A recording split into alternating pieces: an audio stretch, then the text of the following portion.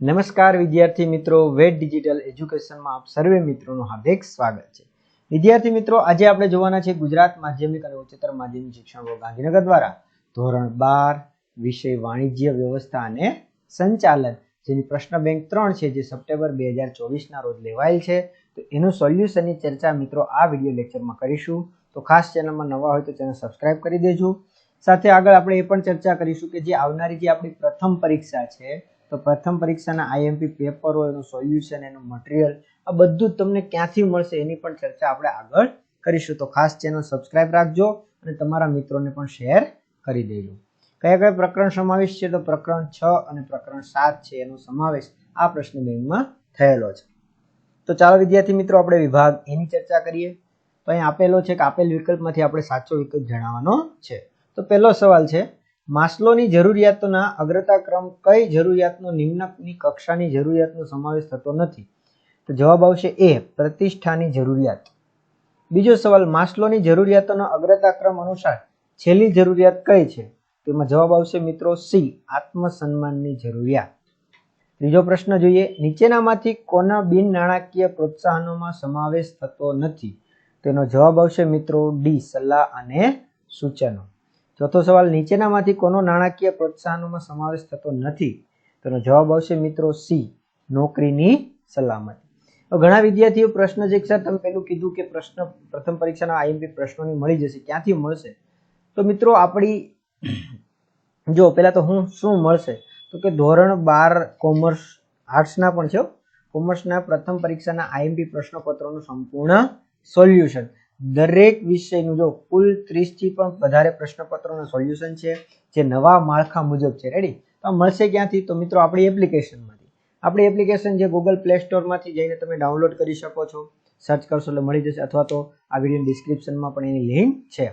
એને તમારે ડાઉનલોડ કરીને ઓપન કરો એટલે આવું પેજ આવશે. હવે અહીંયા તમારે તમારો મોબાઈલ નંબર નાખીને સેન્ડ ઓટીપી કરશો.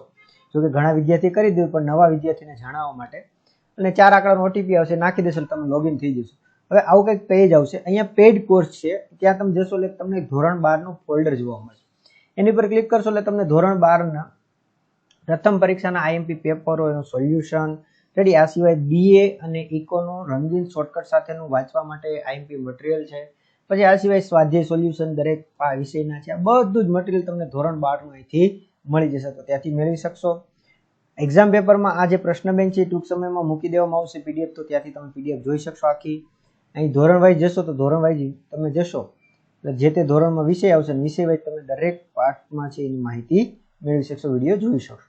ઇન શોર્ટ મિત્રો, આપણી ચેનલમાં ધોરણ 3 થી 12 સુધીનું મટીરિયલ છે, તમારા મિત્ર સગા સંબંધીને પણ તમે જાણ કરી શકો છો, શેર કરી શકો છો. ચાલો આપણે આગળ વધીએ. પાંચમો પ્રશ્ન, દર વર્ષે ગણાતા નફામાં કર્મચારીઓને વર્ષના અંતે નાણાકીય વળતર સ્વરૂપે અમુક ટકા રકમ ચૂકવવામાં આવે છે, જેને શું કહે છે? તેનો જવાબ આવશે મિત્રો બોનસ, બી જવાબ આવશે. રેડી? ચાલો છઠ્ઠો પ્રશ્ન જોઈએ. નિરીક્ષણનું કાર્ય સંચાલનની કઈ સપાટી વધારે જોવા મળે છે? તો જવાબ આવશે સી, તળ. ઈચ્છિત કાર્યને પાર પાડવા પોતાને કે બીજાને પ્રેરણા આપવાની પ્રક્રિયાને અભિપ્રેરણ કહે છે. વિધાન એમાં છે શું કહે છે? આ અભિપ્રેરણની વ્યાખ્યા કોણે આપી હતી? તો જવાબ આવશે મિત્રો જ્યુસિયસ. આઠમો સવાલ, નીચેનામાંથી માહિતી સંચારના શ્રાવ્ય પદ્ધતિના સાધનો કોનો સમાવેશ થતો નથી? તેનો જવાબ આવશે મિત્રો ટેલિવિઝન. ચાલો નેક્સ્ટ. નવમો સવાલ, વૈદિક માહિતી સંચાર મહદ અંશે કયા સ્વરૂપે હોય છે? તેનો જવાબ આવશે લેખિત સ્વરૂપે. એકમને મળતો કયો નફો એ નિયોજક અને કર્મચારીઓના સંયુક્ત પ્રયાસનું પરિણામ છે? તેનો જવાબ આવશે મિત્રો અધિક નફો. 11મો સવાલ, માનવી દ્વારા પોતાના જીવનનો કે પોતાની સંપત્તિનો વીમો લેવામાં આવે છે, તે કયા પ્રકારની જરૂરિયાત છે? તેનો જવાબ આવશે મિત્રો બી, સલામતીની જરૂરિયાત. 12મો સવાલ, આધુનિક સમયમાં ઉદ્યોગ અને વ્યવસ્થા તંત્રની ઝડપી પરિવર્તન આવતા કર્મચારીઓએ ઝડપથી તેને સ્વીકારવા તૈયાર થતા નથી, તો દોરવણીના કયા તત્વ દ્વારા તેમને યોગ્ય સમજ આપી આવા પરિવર્તનો સહેલાઈથી સ્વીકારી શકાય છે? તેનો જવાબ આવશે મિત્રો બી, અભિપ્રેરણ. મિત્રો જો કોઈ ઉતાવળમાં બોલવામાં કે સોલ્યુશનમાં કોઈ સવાલમાં ભૂલ રહી ગઈ હોય તો તમે સાચો જવાબ કોમેન્ટ કરી શકો છો, જેથી કરીને આપણે એનો તમારો જવાબ છે એને પિન કરી દેશો, જેથી બીજા વિદ્યાર્થીઓને ખ્યાલ આવી શકે. ચાલો નેક્સ્ટ 13મો સવાલ. સંચાલનના કયા કાર્યો જોડિયા બાળકો સમાન છે? તેનો જવાબ આવશે મિત્રો બી, આયોજન અને અંકુશ. અંકુશની પ્રક્રિયાનો બીજો તબક્કો કયો છે? તેનો જવાબ આવશે માહિતી સંપાદન. નેક્સ્ટ, અંકુશની વ્યાખ્યા કયા સ્વરૂપે હોય છે? તેનો જવાબ આવશે મિત્રો સી, વૈધિક અથવા તો અવૈધિક. સંચાલનના કયા કાર્યને સંચાલનની કાર્યક્ષમતા માપવાનું બેરોમીટર છે? તેનો જવાબ આવશે મિત્રો અંકુશ, ડી. અંકુશ એ કેવી પ્રક્રિયા નથી? તેનો જવાબ આવશે મિત્રો જડ. 18મો સવાલ જોઈએ. સ્થાપિત ધોરણોની સરખામણી કર્યા પછી પ્રાપ્ત થયેલા વિચલનનો જો સામાન્ય હોય તો એમાં આવશે પરિસ્થિતિમાં કોઈ ફેરફાર થતો નથી. 19મો છે. અંકુશની પ્રક્રિયા તબક્કાઓને સાચા ક્રમ ગોઠવો. જવાબ આવશે મિત્રો બી. પેલા આવશે ધોરણોની સ્થાપના, માહિતી સંપાદન, પછી આવશે કામગીરીનું માપન, પછી આવશે થયેલી કામગીરી સ્થાપિત ધોરણો સાથે સરખામણી, અને પછી આવશે સુધારાલક્ષી પગલાં. નેક્સ્ટ 20મો વિકલ્પ જોઈએ. શું આપેલો છે કે ભાઈ સ્થાપિત ધોરણો સતતપણે સિદ્ધ થઈ શકતા ના હોય તો એનો અર્થ શું થાય? તો એનો જવાબ આવશે સ્થાપિત ધોરણો ઊંચા છે અને તેમાં ફેરફાર કરવો જરૂરી બને છે. તો આ હતો આપણો વિભાગ A નું સોલ્યુશન.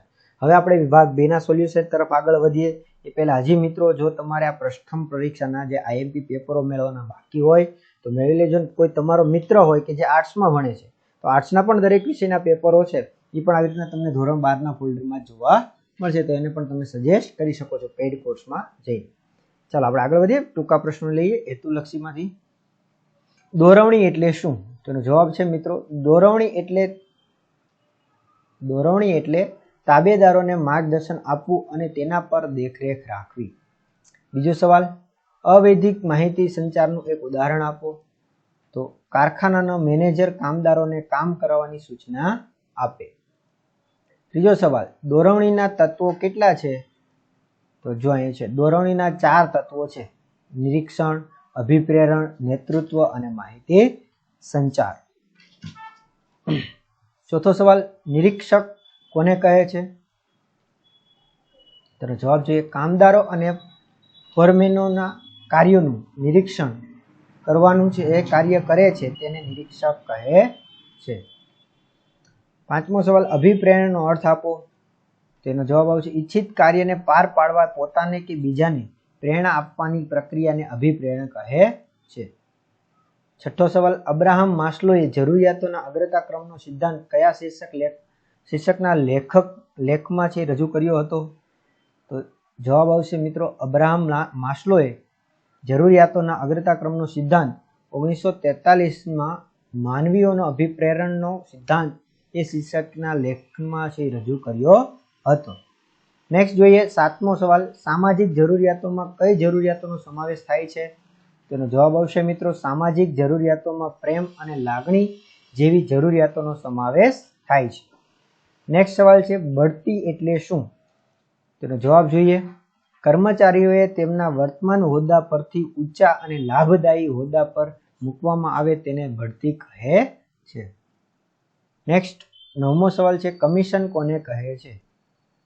તેનો જવાબ જોઈએ વેચાણ સાથે સંકળાયેલા કર્મચારીઓને સિદ્ધ કરેલ વેચાણ મુજબ એકમના માલિક તરફથી તેઓને પ્રોત્સાહિત સ્વરૂપે નાણાકીય વળતર ચૂકવવામાં આવે જેને કમિશન કહે છે. નેક્સ્ટ સવાલ જોઈએ 10મો સવાલ, બિન નાણાકીય પ્રોત્સાહનો કોને કહે છે? તેનો જવાબ આવશે જે પ્રોત્સાહનો નાણાં આધારિત ન હોય તેને બિન નાણાકીય પ્રોત્સાહનો કહે છે. 11મો સવાલ, માહિતી પ્રેષણ એટલે શું? માહિતી પ્રેષણ તો કે તળ સપાટી સંચાલનથી અહેવાલ સ્વરૂપે ઉચ્ચ સપાટી સંચાલન સુધી માહિતી મોકલવાની પ્રક્રિયા એટલે શું કહેવાય? માહિતી પ્રેષણ. નેતૃત્વનો અર્થ આપો. તેનો જવાબ આવશે મિત્રો અન્ય વ્યક્તિઓમાં ધ્યેય સિદ્ધ કરવાની ઈચ્છા જાગૃત કરવાની કળા કે આવડત એટલે નેતૃત્વ. 13મો સવાલ, સંચાલનનું અંતિમ કાર્ય કયું છે? તેનો જવાબ આવશે સંચાલનનું અંતિમ કાર્ય અંકુશ છે. શું છે? અંકુશ. 14મો સવાલ, સંચાલનનું કાર્ય કયું કાર્ય અંકુશના જન્મદાતા તરીકે ઓળખાય છે? તો એનો જવાબ આવશે મિત્રો સંચાલનનું આયોજનનું કાર્ય અંકુશના જન્મદાતા તરીકે ઓળખાય છે. 15મો સવાલ, વિચલન એટલે શું? તેનો જવાબ શું આવશે મિત્રો? ધંધાકીય એકમમાં થયેલી કામગીરી કે કાર્યોની માહિતીને નક્કી કરેલ ધોરણો સાથે સરખાવવામાં આવે તો તેને તફાવતને વિચલન કહે છે. 16મો સવાલ, અંકુશની પ્રક્રિયામાં ધોરણો એટલે શું?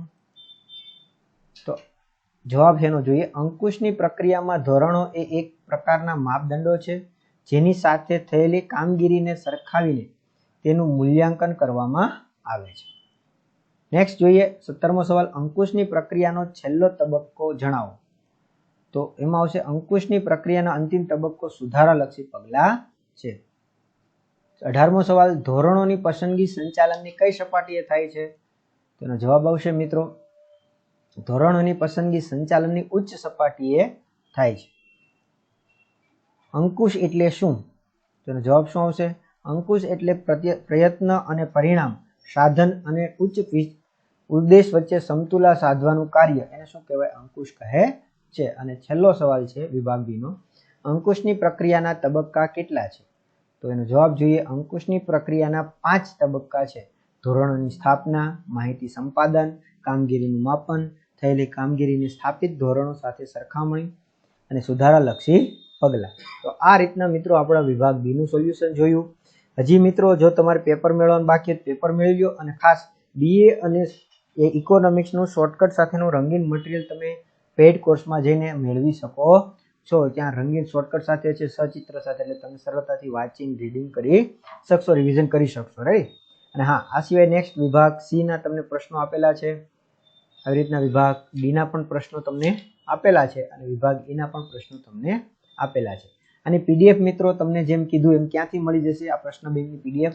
તો કે આપણી એપ્લિકેશનમાં એક્ઝામ પેપરમાં જઈને તમને આની PDF પ્રશ્ન બેંકની ટૂંક સમય મુકાઈ જશે, તો જોઈ શકશો.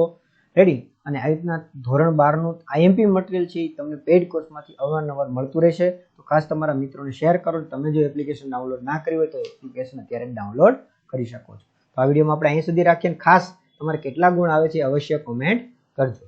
Thank you.